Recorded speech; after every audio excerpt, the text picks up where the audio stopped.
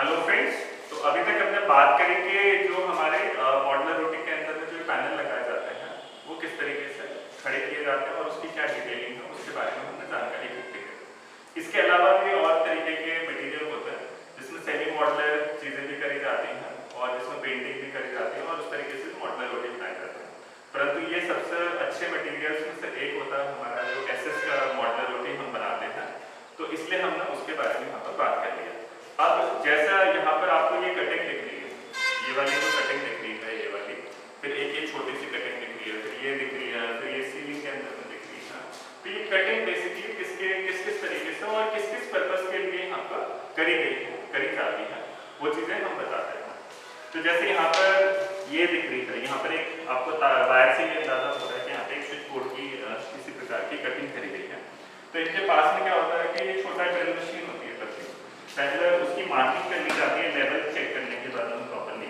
फिर ये कॉर्नर में कहीं पर बिल्कुल एज पर नहीं, उससे थोड़ा सा नीचे करके वहाँ पर ये कॉर्नर पर कटिंग ड्रिल करते हैं। 4 ड्रिल कर लिया, उतना ड्रिल हो जाता है उसका डाया बेसिकली कि जिसके अंदर में एक इनके पास में जिक्शॉ मशीन होती है। जिक्शॉ मशीन होती है हमारी एक, अगर देसी भाषा में बात करें तो आरी बोल देते हैं। इसकी मूवमेंट जो होती है वो आगे पीछे होती है इस तरीके से। तो इसको जब अंदर डाल देते हैं और मशीन की हेल्प से ये पूरा का पूरा हमारा रेक्टेंगुलर कटिंग हमारी आ जाती है। तो इसी तरीके से यहाँ पर हो जाती है, इसी तरीके से यहाँ हो जाती है, इसी तरीके से सीलिंग के अंदर हो जाती है। तो प्राइमरी की अगर बात करके करते हैं तो जो ये सामने दिख रहा है मेरे पास में इस ओटी के रेस्पेक्ट में, ये हमारी कटिंग है हैच बॉक्स। हैच बॉक्स एक बहुत ही इंपॉर्टेंट चीज होती है ओटी के अंदर में। उसका मतलब क्या होता है कि जब आपका ऑपरेशन हो रहा है, ऑपरेशन होने के बाद में जो वेस्ट जनरेट होता है हमारा ब्लड के रिलेटेड वेस्ट होता है कॉटन के फॉर्म में, कुछ इवन ऑर्गन्स हो सकते हैं, ह्यूमन ऑर्गन, किसी का हाथ कट जाता है, उंगली कट जाती है, कुछ भी चीज़ कटिंग करनी पड़ जाती है हमें, वो दूसरा वेस्ट हो जाता है। फिर तीसरा वेस्ट हमारा जो हो जाता है वो आपका मसल्स का कुछ चीज़ों का वेस्ट हो जाता है, ड्रेसिंग हो जाती है, केमिकल्स हो जाते हैं, फिर आपके बाद में ड्रिप के जो सेट्स होते हैं उनका वेस्ट हो जाता था। तो इस तरीके से मल्टीपल टाइप्स के जो वेस्ट होते हैं वो हमारे जब ऑपरेशन हो रहा होता है तो अलग अलग बकेट्स में वो डाल के स्टोर कर दिए जाते हैं। फिर उनके कलर होते हैं, पॉलिथिन्स होते हैं, जो हम क्या करते हैं कि वहां से जब हम इसको बाहर की तरफ में थ्रो करते हैं, इस वाली जगह से यहाँ से मिलाकर थ्रो कर देते हैं। अगर उसको अंदर से पूरा लेके जा रहे हैं तो आप पूरा का पूरा इन्फेक्शन को स्प्रेड करते हैं। तो इसीलिए ये एक वन वे चैनल बनाई जाती है जिसमें से कि आप बाहर की तरफ डिस्पोजल कॉरिडोर में ये सब चीज़ों को रख देते हैं और अंदर की तरफ में इन्फेक्शन को कहीं भी ब्रीड करने से रोकने में हेल्प करते हैं। तो ये वाली कटिंग हमारी हैच बॉक्स की है। यहाँ पर जब हैच बॉक्स हम फाइनल शूट करेंगे, जब कंप्लीट होने के बाद में तब हम डिटेल में बात करेंगे। दूसरी हमारी है ये वाली लाइट्स, ऊपर की तरफ में सीलिंग लाइट्स हैं इसमें।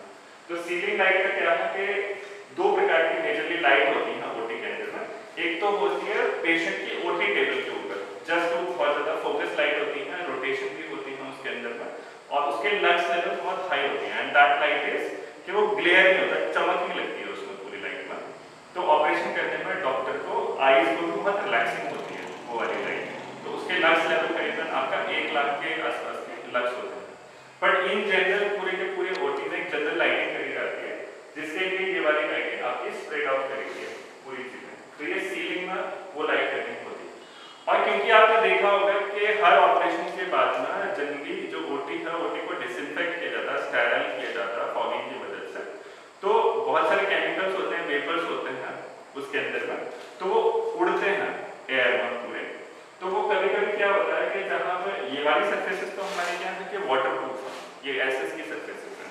नीचे हमारी जो फ्लोरिंग है, फ्लोरिंग के बारे में मैं आगे बात करूंगा, पर इन जनरल ये भी फ्लोरिंग हमारे पास में वाटर प्रूफ है, तो इसमें भी कोई दिक्कत नहीं है। सीलिंग के अंदर भी हमारे पास में एसएस की सर्फेस है, उसमें भी कोई दिक्कत नहीं है। परंतु जो ये लाइट वाली जो सर्फेसेस होती है ये थोड़ी वल्नरेबल होती है।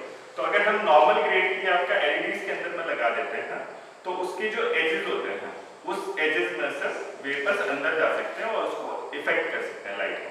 तो इसलिए यहाँ पर एक स्पेशल ग्रेड की लाइट यूज होती है IPV6। इन ग्रेड्स का मतलब क्या हुआ? इन ग्रेड्स का मतलब ये हुआ कि लक्स लेवल में कोई चेंजेस नहीं है। लक्स तो स्टैंडर्ड जो चलते हैं अलग अलग लाइट में अलग अलग लक्स होते हैं, परंतु इनकी जो वेपर्स और जो फॉगिंग के अगेंस्ट प्रोटेक्शन है, वाटर प्रूफिंग जनरली बोल देते हैं आप उसे, तो वो हायर ग्रेड की होती है, इसलिए इसमें स्पेशल टाइप की एलईडीज यूज होती हैं।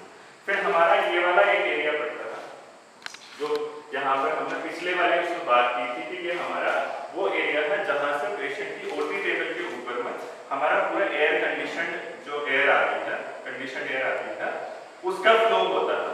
और यहाँ पर हमारे पास ना एक ये दिखाएंगे कि ये डिफ्यूजर है, यहाँ से ये वाला उत्तम तरह दिखाएगा, इसका फंक्शन बताएगा कि क्या है। ये देखिए पीछे ये हापा फिल्टर है, ये हापा फिल्टर है यहाँ पर, तो ये वहाँ पर इंस्टॉल हो जाते हैं और जो बाहर से कंडीशनड एयर आ रही है वो इसके थ्रू जब पास होकर निकलती है नीचे को, तो उसके जो प्योरिटी लेवल है वो हाईएस्ट लेवल ऑफ प्योरिटी होती है, जिससे कि पेशेंट के अंदर कोई भी इंफेक्शन जाने की संभावना ना के बराबर होती है। तो ये उसके लिए कटिंग है हमारी, इसी के अंदर कुछ और लाइटिंग भी लगती है। फिर इसके अलावा हमारे पास में जो एक और जगह है वो है हमारे जो इसके पूरा कंट्रोल पैनल लगता था।